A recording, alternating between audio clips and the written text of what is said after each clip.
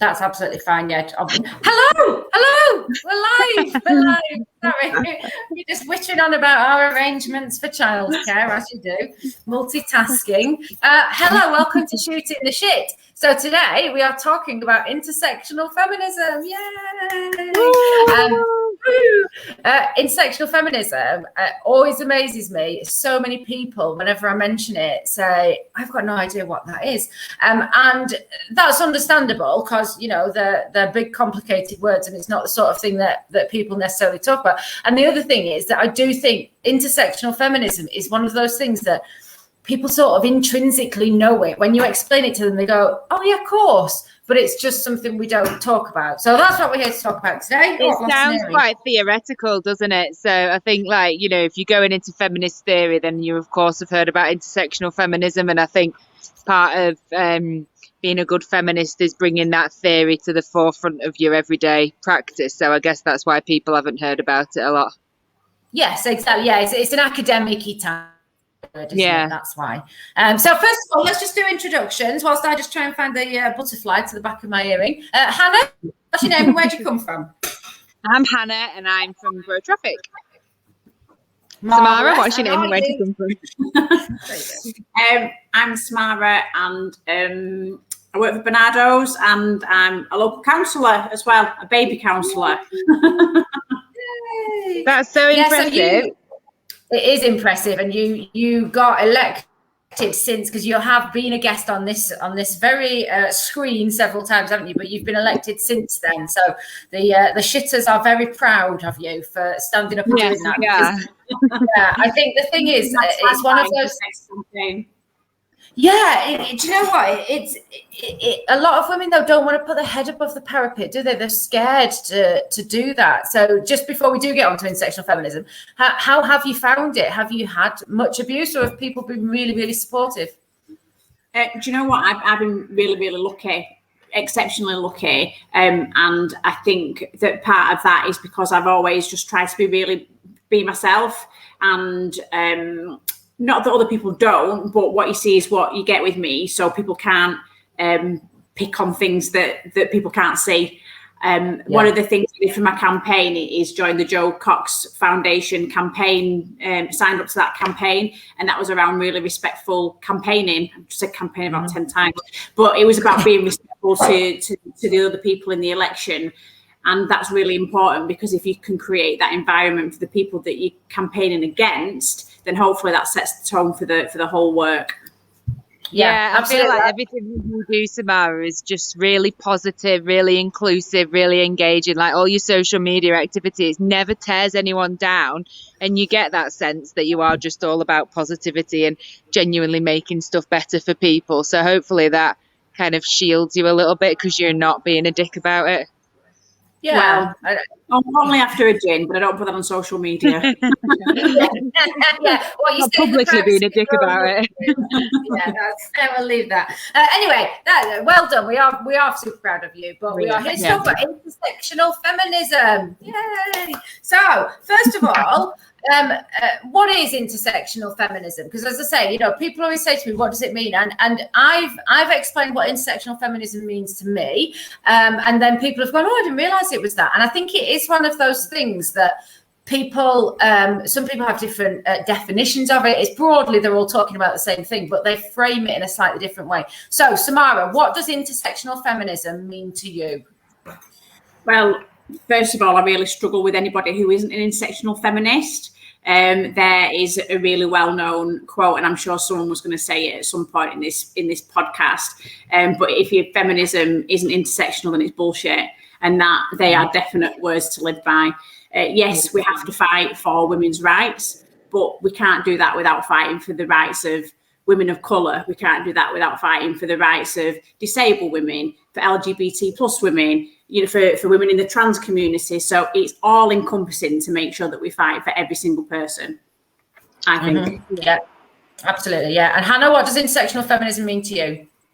I suppose that plus it cuts across other divides and other ways that women in particular, like that women are marginalized or subjugated. So for example, you are a feminist, and so like you're you're discriminated against because you're a woman and you are black, or and you are disabled, or and you're an immigrant. And so there's just an additional level of bollocks that you've got to get over in order to get equal rights. So, you know, you're already penalised because you're female, but then you've got all these other different elements that compound on top of that. And if you are a woman of colour who happens to be disabled, who happens to be part of the LGBTQ plus community, then you know, then your struggle is so much more pronounced, and therefore feminism needs to support those individual battles as well as the whole kind of I am woman battle.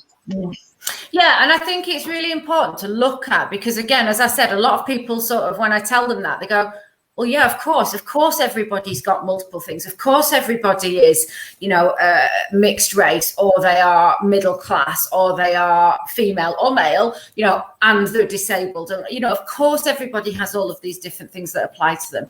But the reason that we need to talk about it is because of the history of the feminist movement. And we talked about this very much last week in last time's session, didn't we, about how it was very much seen as a white women's cause. You know, the suffragettes, all white, all very rich, you know, wealthy, privileged women, and yeah, they were fighting for the rights of all women, but it was seen very much as a white woman's crusade. And the black woman, or the lesbian, I mean, the lesbian woman was never even mentioned, but you know, black women were way down the list of priorities. Even working class women were way down the list of priorities.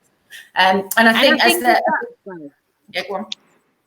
Sorry, I was going to say, I think it's quite a position of privilege as well, to be able to say, like, just being a woman is the reason that I'm like discriminated against, or you know, the root of my struggles. Whereas if I was impoverished or disabled, then I might not have the capacity to fight against sexism as well as all the other battle. And so it's kind of become, you know, just fighting for the vote was the privilege of wealthy women. And so I think it was really important that the feminist movement then became intersectional, so that we are using our privilege, where all we have to really fight against is the fact that we're female, to bolster up the women that are fighting on some other battlefield. Exactly that. And it's that thing of, you know, if we don't talk about the things that we are not, or the things that we are, we don't enter our heads. You know, I was reading an article before, and they were talking about, it was specifically about intersectionality in the workplace, but and it isn't just, we need to be really important here, it isn't just race and class and gender and you know, sexual orientation. It's all sorts of things. And they were talking about, you know, women that can't have children. And she would constantly be going into rooms and complaining about her 3 children, and oh God, they've done this, and now they've done that, and now I've got to get them ready for it. And she said it was only when she had a woman who came into her boardroom who couldn't have children that she suddenly realized, she was like, oh fuck, you know, maybe that whole narrative that has come from a position of privilege that I didn't realize. And it's not there's anything wrong. We're not saying like, oh, now you can't talk about your children, because of course we all fucking moan about our children, don't we? But it's just being aware that actually my struggle and my things that are bothering me are not the be all and end all of everybody else's universe. And you have to be able to take other people's things into account. So I do just want to say we've done enough definition. There is one glaring thing that you may have noticed about our intersectional panel, and that is that we are 3 on the face of it white women. So I do just want to, I mean, we're going to talk in a minute about why we might be 3 middle class-ish white women.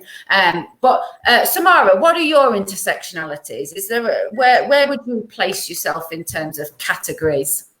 Oh, well, this is when you go through the tick box of things when you go for a job interview or things like that, isn't it? Your disability form, your benefit forms or something. Tell us. I am white. I would probably describe myself as working class. I do have mental health problems, so that would tick a box in some places and not in others.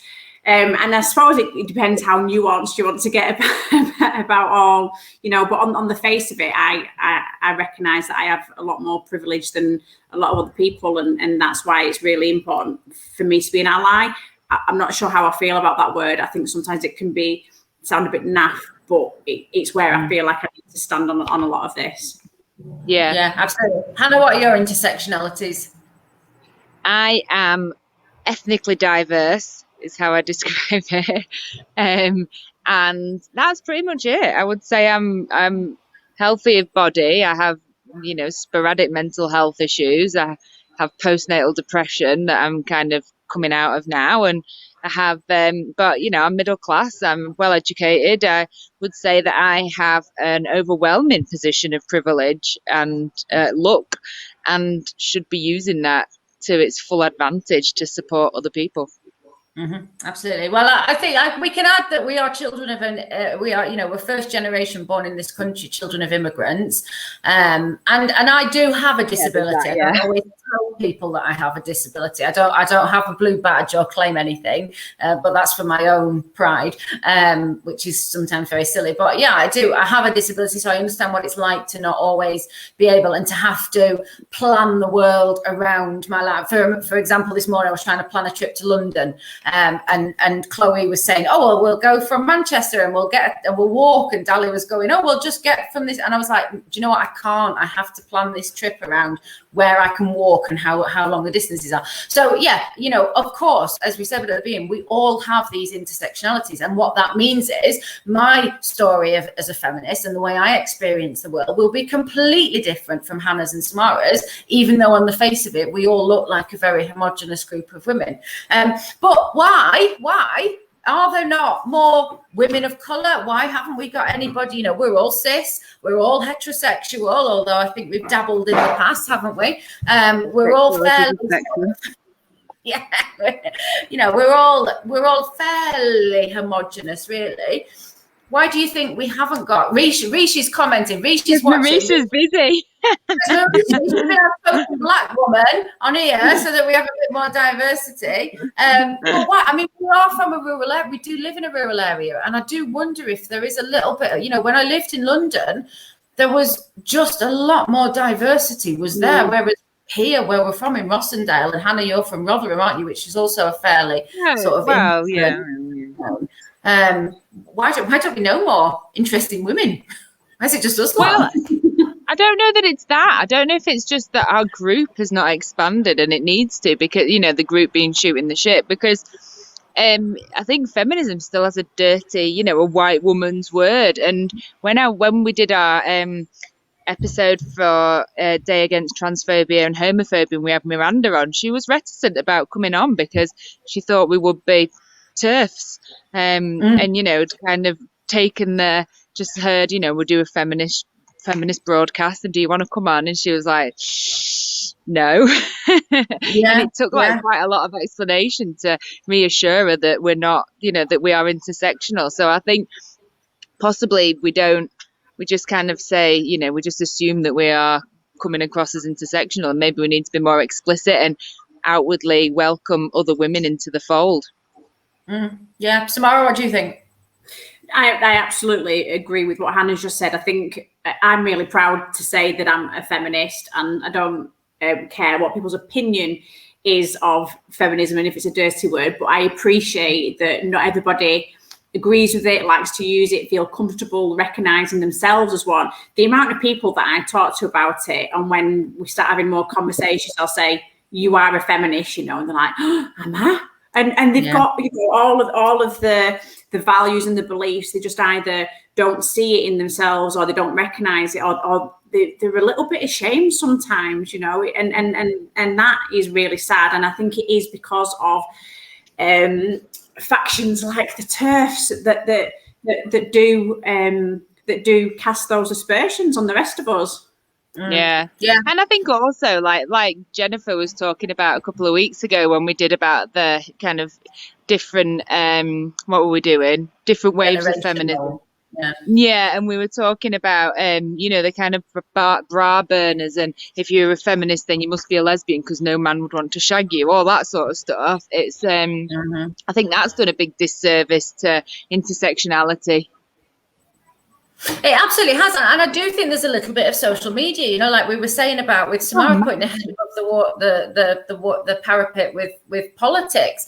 I do think there is a little bit now of women that are scared, and people generally that are scared to say who they are and what they are. I mean, there are times recently on Facebook where I have held back from posting something or saying something, because I just think, I just can't be asked today to deal with the backlash that I'm going to get and the amount of arguments that I'm going to face. And, and it's just a constant barrage. And I do wonder if there's a little bit of that people are just like, do you know what, I'll just quietly exist over here and I'm not going to shout about it. And the problem then is, back to that point, we don't have these conversations, do we? But imagine the privilege that we have, that's the only battle that we face. You know, we can choose to have that battle about feminism. Women of colour, people in the LGBT plus community, they can't choose to have those battles because those battles are put against them. They have to have them right there. You just look at what's gone on with football in the past 12, 16 hours. You know, the people have gone from being the nation's heroes to all sorts of awful stuff, and people can't choose to have that battle. That battle's there. We are lucky to be able to have the battle. That is such a good point. Right.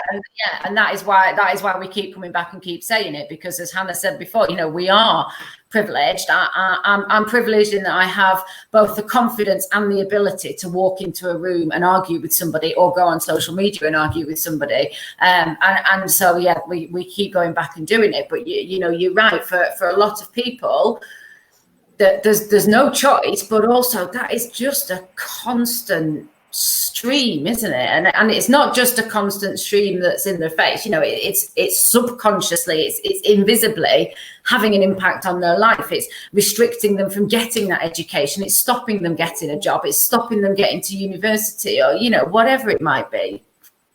Yeah, or even something tiny, like it stops them getting on a bus. Like, you know, it's just it is like the fight is brought to them. They can't run away from it. It's Now, I was just going to say, Rachel, you and I were involved in a conversation on social media over the past couple of days where women offering support to other women was deemed as being sexist, you know, and that's the sort of battle that we can fight, because that's the only battle that we're having to fight. But even that has an amount of emotional labour attached to it, doesn't it?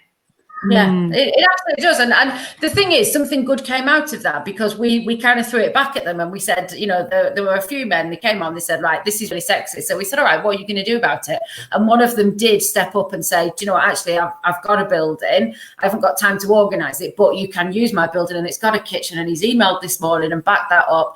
And we might be able to put some people together and start something. So something good did come out of that. But you're absolutely right. You know, that took a Sunday afternoon of backwards and forwards arguing with people about whether or not providing a women's service to battered women is battered women is the incorrect term, but, you know, whether or not that's sexist. And you just like, oh, for fuck's sake. So anyway, so moving us on. So we've talked about what intersectionality is, talked about how we need to think about it, how it might change the ways that we have conversations, interact with people, the rest of it. How do we bring this into the workplace? If we're thinking about, you know, creating workspaces, and, you know, Hannah and I have a business, Samara, you're quite instrumental in a national charity.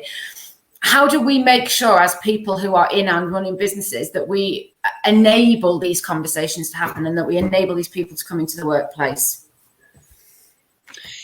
I think as a business, as someone who is in a position of power and privilege, so whether you're a business owner, whether you're a manager, or you work in HR, I think you need to be having those open conversations with HR, with management, with your fellow directors about, are your policies protective of everybody, and consult with people in your company to identify hidden barriers that you might not have thought of. So, for example, I know a lot of people are talking about bringing in menopause policies. So that is something that might never have crossed my mind as a 30-something-year-old, but for a 50-odd-year-old, that is very much in the forefront of their mind. So have the conversations, consult with your staff, and then work from inside to change your policies and make sure that they're supportive of everybody is a good place to start.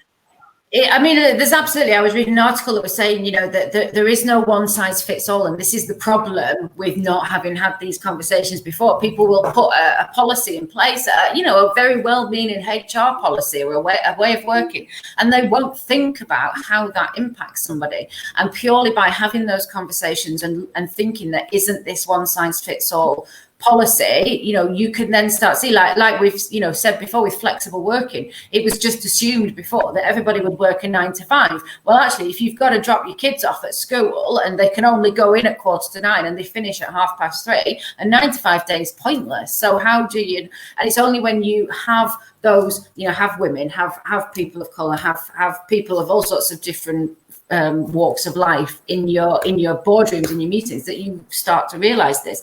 Samara, I presume Bernardo's been a big national charity. I presume they are fairly good at doing this sort of flexible policy, but are they? What have you seen? Can they improve?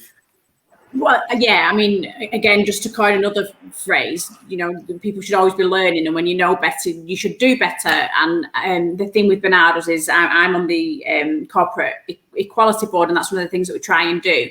Hannah's example of the menopause policy is a really good example of a piece of work that I think we did particularly well. So we developed the policy, but then we sent it out to our trans network and our disability network to make sure that the language was inclusive and that it encompassed things that might affect them differently. And I'm really proud of that piece of work, because that's something that Bernardo's wouldn't have done a few years ago. I don't think a lot of organisations would have thought to do that next piece of work. And what we also do as well is we have an intersectionality working group. It's almost a bit like a scrutiny committee. So when a specific network is doing a piece of work or a campaign, the intersectionality work group will have a look at it to make sure that all angles are covered. And that's something that's really, really going to make the difference going forward, I think. That's a really good point. That thing about language and just showing something to somebody and saying, "Have we got this right? You know, would anything in this offend somebody?" Because Hannah, you've spent the morning emailing your MP, haven't you? Because he did something. He put a post on Facebook about trans women and you know, using unisex toilets and blah blah blah, and I think he probably at the heart of it did mean well, but his post was so convoluted and his language was so contradictory that it came across as really, really problematic. And if he'd done, Samara, what you said, you know, just let somebody who's trans read it and say, actually, is that all right? Have I got this right? Or have a conversation with, it's quite clear he's never had a conversation with a trans person in his life, has he? Yeah. So, again, it's just about being thoughtful, isn't it? You know, it doesn't have to be, that doesn't have to be political. It has to be thoughtful. And really, you know, it's sensitive comms at the end of the day. Yeah.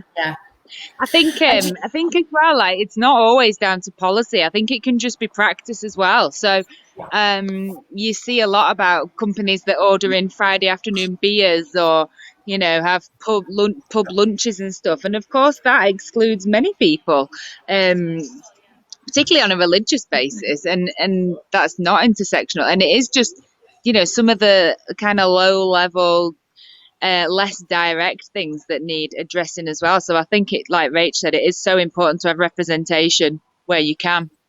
That's a really good point. I'd not thought about that until someone messaged me saying that they want to come to some Labour Party meetings, but most of them are in pubs, so they won't. Yeah. You know, and that's something that a pub is a free space, so no one thought they were doing any harm by it. But it is that just not thinking. Yeah, but you know, we are human and we can't think about everything all the time. And I think what is really important that my MP has not demonstrated, and that's what I told him today, was the whole kind of taking on feedback and listening and asking and learning. And, you know, we're not going to get it right 100% of the time, but it's really important that we try and be as inclusive as possible. And when we make a mistake, we hold our hands up and say, I'm really sorry, you know, and change. I think it's just so important that we respond to that feedback, and Alexander Stafford could do well to listen. And do you know what? It's so crucial because Yeah, this is the thing though, isn't it? Because whenever you say this type of conversation to people, they go, oh God, you're all snowflakes, we can't say anything anymore. Every time I say anything, I'm going to offend somebody. And you're like, all right, well, you know, if every time you speak you're offending somebody, love, I think you've got a bit of work to do.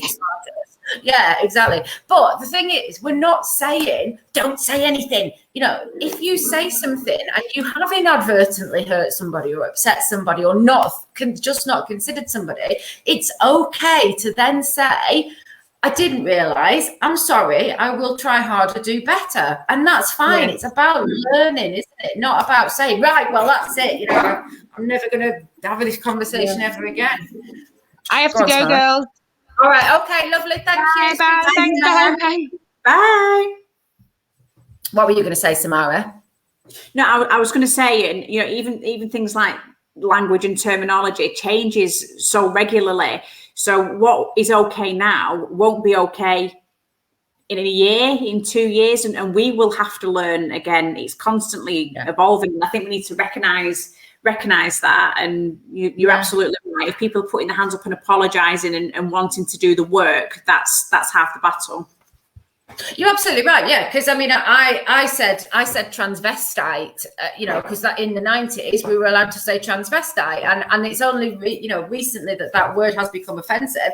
And so you go, okay, now I understand that. I looked up what is the difference between a trans person and a transvestite, and you know, figured out one just dresses as a woman and one is a woman, one identifies as a woman. And you're like, okay, now I understand the difference. I can use those terms correctly. And that doesn't mean I'm still not going to make mistakes in some of the language. You know, my dad refers to me and my sister as half caste, you know, because he is as well. And that's what it was called when he was born in the 50s and came over in the 60s. And again, it's just about, you know, absolutely learning and going, all right, you know, I'm sorry, I didn't realize that word had changed. We'll try hard to do better. So, yeah, absolutely. I think the other thing then, so there's a couple more points that I was looking up in terms of bringing this into the workplace, because I'm conscious we're going to run out of time. I think one of the things as well was be an ally. And you said before that you didn't particularly like that word, and I understand why. But you know, if we can't all be in positions of power within a business. We can't all be sitting around the board table. So how do we ensure that if there are more people in a business, that we are listening to all of those voices and bringing that into the boardroom? That's kind of being an ally or being an advocate, I suppose, isn't it?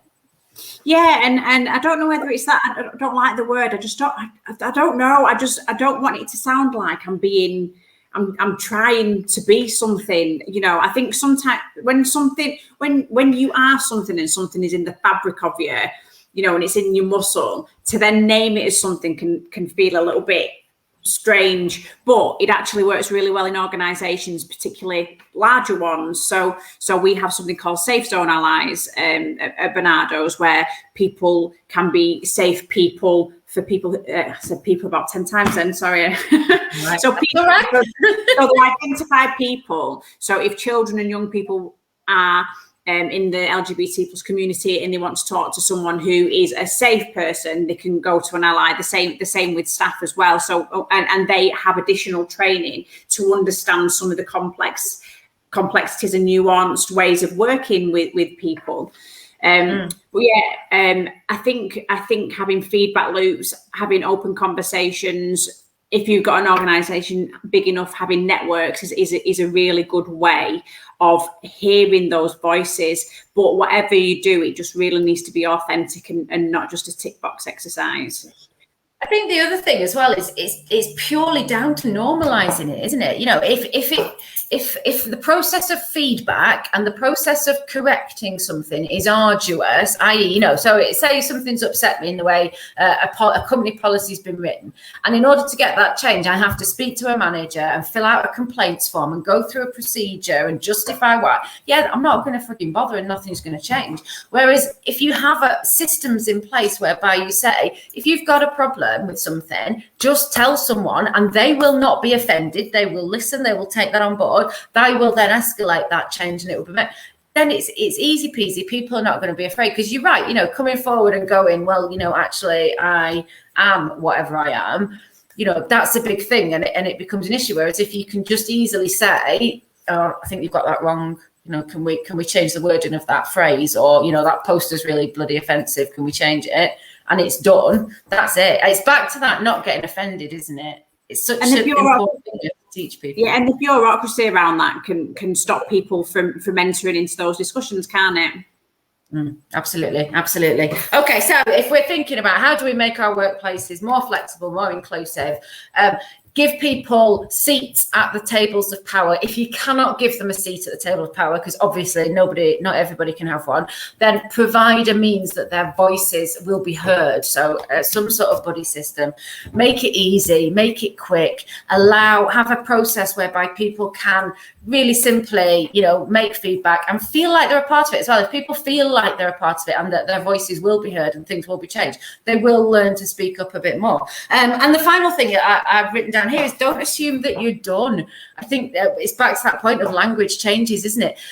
A lot of businesses I know will say, "Oh, we've done that. We've done an inclusive policy, or we've done feminism. We've got 25% of our board members are female, or whatever." And you're like, yeah, really. There's always more to do, isn't there? Yeah, and I think I just add to that is like believe people. So if you've got colleagues that come to you and say, "I'm not happy with this terminology," or "I feel like I'm missing out because of," or "I'm being overlooked because of," we need to believe people because their lived experience is their truth. Yeah, absolutely. Yeah, and again, it's back to that. Don't be offended. I mean, this is the ironic thing, isn't it? When people call us snowflakes, like, "Oh, you're offended by everything," and you're like, "Actually, we're not. We're the least offended people. We're the ones that go, 'All right, I'm wrong. I'm sorry. I'll do better.'" It's everybody else when they say, "Actually, we need to improve this," and I'm like, "Well, we're not. No, I've got all of this evidence that proves why I am right." Just chillax. Just calm down. Exactly like you say, if somebody says something has hurt them, it has. People don't just make that shit up. So what can you do about it? You might not be able to change your company policy. You might not be able to change something. You might very well be able to justify why they weren't promoted because, they haven't done any work for 3 weeks and it's not because they're, gay. But if that's the case, sit down and have that conversation and say, actually, these were the reasons and this is why we did it. And it's not because of this. And again, it's about sitting down, talking to people, isn't it? Of course it is, yeah. Communication, absolutely. Okay, we have gone a little bit over time, so thank you very much, Samara. That was really useful. I think the key thing for me when people are always saying, what is intersectionality, what is intersectional feminism, all the rest of it, it's just simply recognize that everybody has a different story. Everybody will see the world in a different way, and it's okay to listen to people and accept that and take it on board and change. Would you like to add anything? I would just like to say, can I add some links to some really excellent books on when this is finished? Absolutely. Yeah, please do. And if anybody is watching, so I listened to a really, really good podcast the other day. I will put the link in. There is an awesome audio book as well, which I will put the link to. And yeah, if anybody else watching has any really good books that they have read, listened to, podcasts, any resources, please do share them because, as we've said many times, we only get better by learning and reading and sharing this stuff. So let's do it. Brilliant. That was really good. Thank you very much, Samara. We will be back in 2 weeks. Hey? That went really fast. I know it does. It always goes really fast, doesn't it? I can't believe it. I've now got to go out and get absolutely pish wet through in the lovely bake-up rain. So thank you very much. We're back in 2 weeks. See you later. Bye. We've got to do the waving now. More waving.